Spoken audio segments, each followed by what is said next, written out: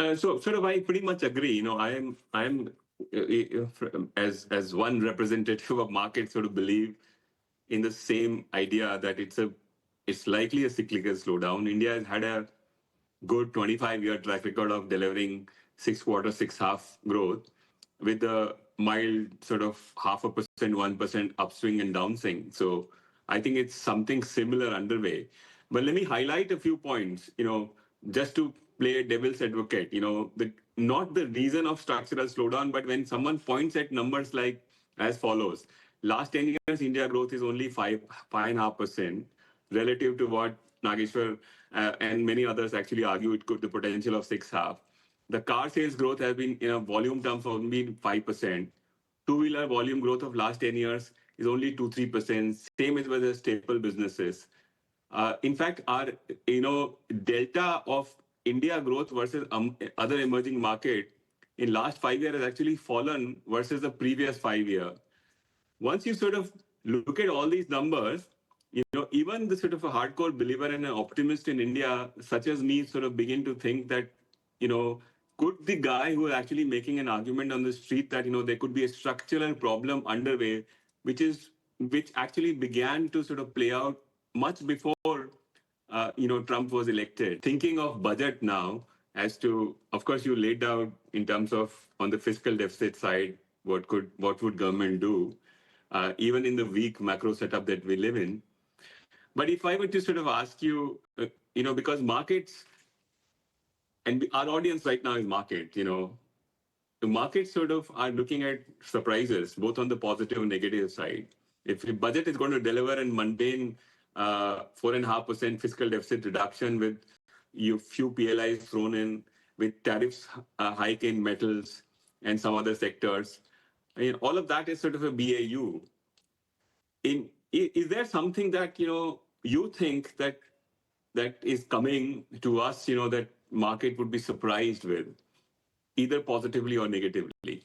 Let's say sort of one thing could be on the bond market side, market could be surprised because right now bond markets are baking in about 10.5 lakh crores of borrowing. If it's substantially higher or lower, would be a swinging thing for bond yields. Market would also be surprised if, on the metal side, if there are significant tariffs are not imposed or some kind of anti-dumping duties don't come in. So in your view, sir, do you think that there are things that is coming our way which would positively or negatively surprise us?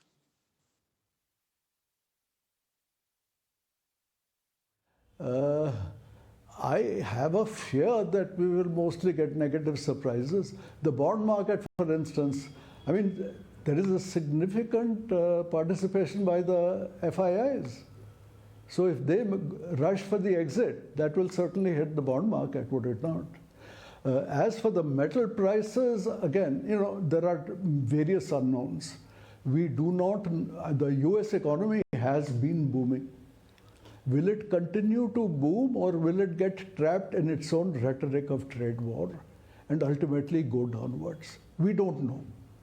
In the case of China, 5% growth at China's rate, that is their formal rate, if it can continue, it would be good for metal demand, but there are various people like Ruchir Sharma who claim that the real growth is maybe only half of that.